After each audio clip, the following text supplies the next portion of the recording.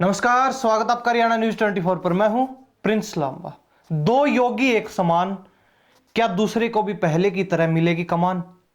यह बड़ा विषय है और आप समझ भी गए होंगे हम किसकी बात कर रहे हैं। अभी हाल ही में जो चुनावी परिणाम आया है उसमें 3 राज्य में बम्पर जीत के बाद अब बीजेपी के अंदर मुख्यमंत्री बनने के लिए घमासान मचा हुआ। और सबसे ज्यादा अगर चर्चा करें हरियाणा के निकटवर्ती राज्य राजस्थान की, जिसमें से एक नाम सबकी जुबान पर है और वो नाम सिर्फ राजस्थान, हरियाणा या फिर दिल्ली ही नहीं बल्कि पूरे भारत में चर्चा का विषय बना हुआ है। वो नाम है बाबा बालकनाथ, जिन्हें अब राजस्थान का योगी भी कहा जाने लगा है, जिन्हें महंत बालकनाथ को राजस्थान का योगी करार दे दिया गया है। कहीं ना कहीं कहते हैं बीजेपी ने यूपी की तरह राजस्थान में भी योगी आदित्यनाथ का एक विकल्प ढूंढ लिया है और चर्चाएं हैं बड़े जोरों पर।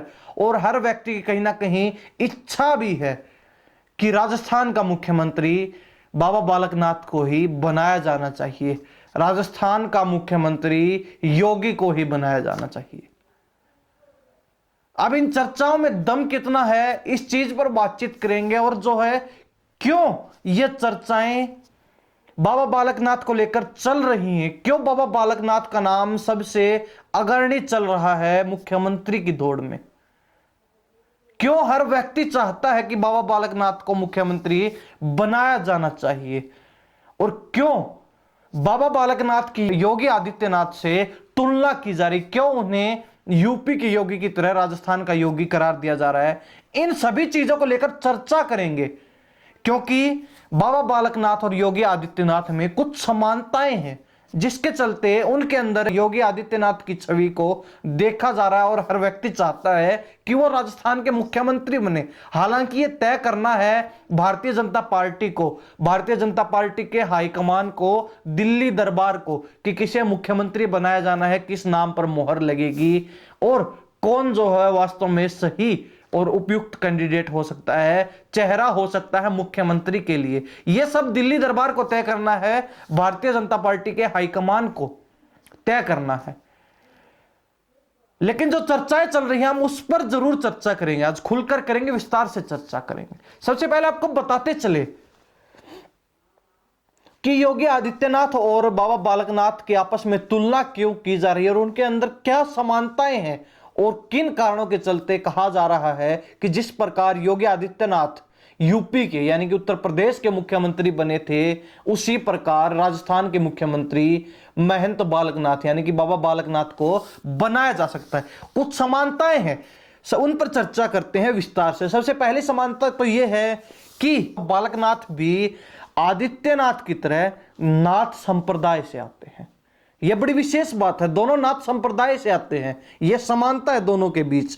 वहीं बात करें योगी आदित्यनाथ व बालकनाथ, दोनों ही सन्यासी हैं और दोनों ने ही शादी नहीं की है। इससे आगे अगर बात करते हैं तो दोनों ही संत अपने अपने मठों के प्रमुख, यानी कि योगी आदित्यनाथ गोरखनाथ मंदिर के पीठाधीश्वर हैं, तो वहीं बाबा बालकनाथ बाबा मस्तनाथ मठ के पीठाधीश्वर हैं। इससे आगे अगर बात करें तो दोनों ही संत विधायक बनने के बाद मुख्यमंत्री की दौड़ में शामिल होने से पहले सांसद रह चुके हैं। यह बड़ी विशेष समानता है। योगी आदित्यनाथ गोरखपुर से सांसद रह चुके हैं तो वही अलवर जिले से बाबा बालकनाथ सांसद रह चुके हैं, जिसके बाद योगी आदित्यनाथ विधायक बनते हैं गोरखपुर शहरी सीट से, तो वहीं अब बाबा बालकनाथ तिजारा सीट से विधायक चुने जा चुके हैं। जीत उन्होंने हासिल की है राजस्थान चुनाव के अंदर। इससे आगे अगर बात करते हैं तो आदित्यनाथ के गुरु, योगी आदित्यनाथ के गुरु महंत अवैधनाथ भी सांसद थे, तो वहीं बाबा बालकनाथ के गुरु महंत चांदनाथ भी 2014 में चुनाव जीतकर लोकसभा पहुंचे थे। यानी कि दोनों के गुरु भी एक तरीके से समान रहे हैं, समानता के साथ सांसद रह चुके हैं। आगे अगर बात करते हैं तो योगी आदित्यनाथ की तरह ही बाबा बालकनाथ भी हिंदुत्व के फायर ब्रांड चेहरे हैं। वहीं योगी आदित्यनाथ की छवि बाबा बालकनाथ पर फिट बैठती है, क्योंकि बालकनाथ भी योगी आदित्यनाथ की तरह ही अपने भाषणों में हिंदुत्व की बात को प्रमुखता से रखते हैं, तो वहीं जिस तरह योगी आदित्यनाथ ने मुख्यमंत्री बनने के बाद अपराधियों को यूपी छोड़ने का अल्टीमेटम दे दिया था, ठीक उसी तरह बाबा बालकनाथ ने भी 3 दिसंबर के बाद अपनी रैलियों से अपराधियों को राजस्थान छोड़ने की बात कह दी थी। यानी कि 3 दिसंबर के बाद कोई भी अपराधी राजस्थान में देखने को नहीं मिलेगा। परिणाम आपके पक्ष में आ चुका है। प्रशासन के लोग भी यहाँ सुन रहे होंगे। आपका चौकीदारा शुरू हो जाता है। अगर आज के बाद में कोई चोरी हुई यहाँ पर तो उसकी जवाबदेही प्रशासन की होगी।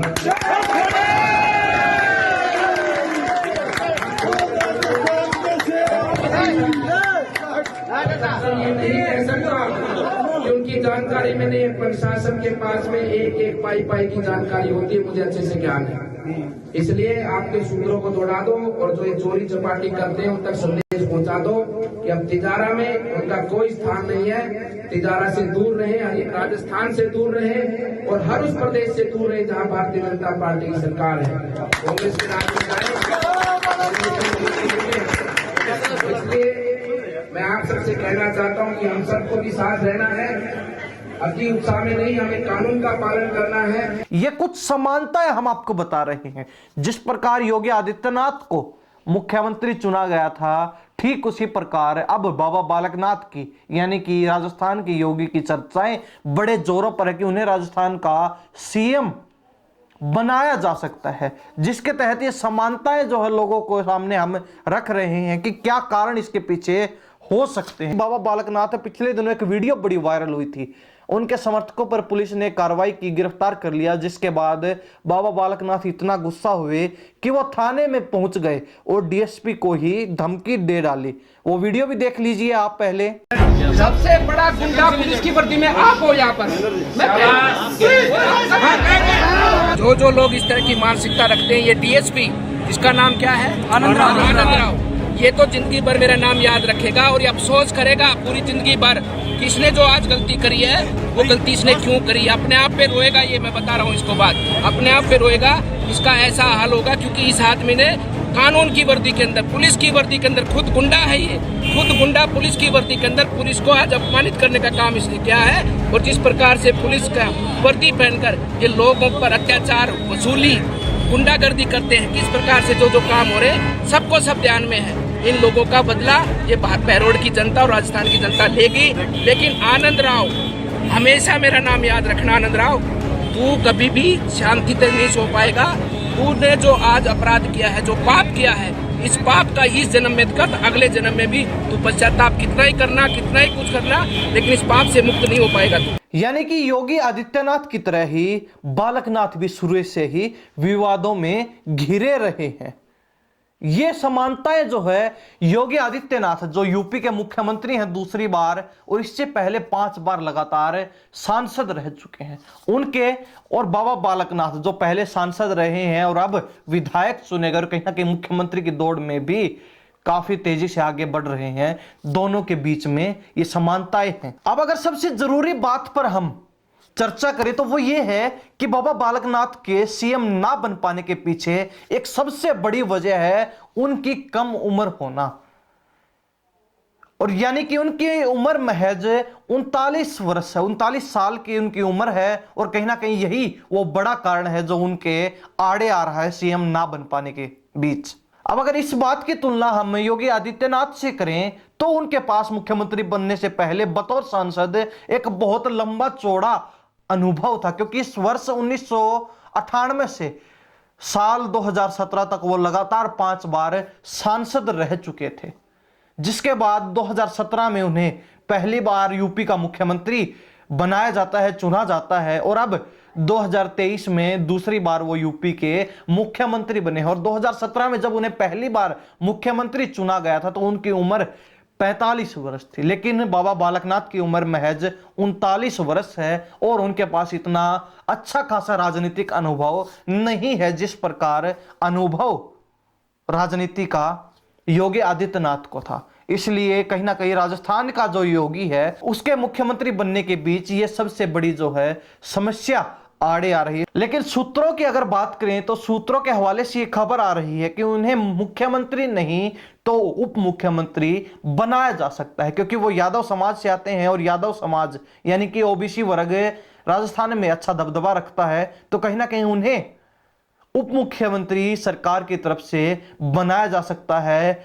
सरकार की तरफ से जो उप मुख्यमंत्री पद पर दाव खेला जा सकता है। और कहीं ना कहीं अगर बाबा बालकनाथ यादव समाज से आते हैं तो इसका प्रभाव आने वाले चुनाव में यानी कि फाइनल जो मुकाबला होने वाला है 2024 के अंदर लोकसभा चुनाव जो होने वाले हैं उसमें यूपी और बिहार के अलावा हरियाणा में भी लोकसभा में अच्छा खासा फायदा बीजेपी को मिल सकता है अगर बाबा बालकनाथ को उप मुख्यमंत्री या मुख्यमंत्री बनाया जाता है, क्योंकि वो यादव समाज से आते हैं और यादव समाज इन क्षेत्रों में अपना अच्छा खासा रुतबा रखता है, दबदबा रखता है। यादव वोट बैंक अपना अच्छा खासा प्रभुत्व रखता है, जिसके चलते आने वाले चुनाव में बीजेपी को बड़ा फायदा, बड़ा लाभ जो है हो सकता है। और कहीं ना कहीं बीजेपी किसी सूरत में नहीं चाहेगी कि चारों तरफ से जो उन्हें लाभ मिल सकता है वो किसी भी कारण से रुक पाए। और कहीं ना कहीं बीजेपी किसी भी सूरत में यह भी नहीं चाहेगी कि 2024 के लोकसभा चुनाव से पहले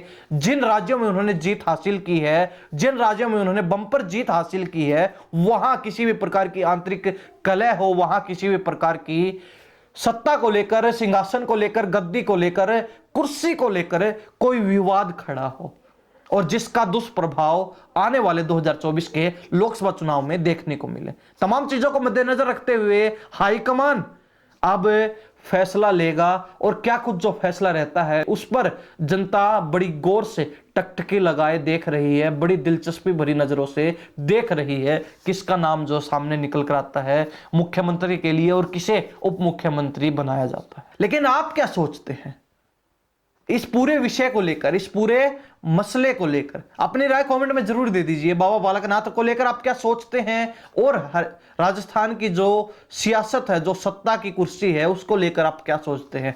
हाईकमान की तरफ से किसे जो गद्दी पर बैठाया जा सकता है, किसे सरताज बनाया जा सकता है? तमाम चीजों को लेकर अपनी राय कमेंट में जरूर दे दीजिए। इन्हीं सब बातों के साथ मैं प्रिंस लांबा, हरियाणा न्यूज़ 24। नमस्कार, जय हिंद।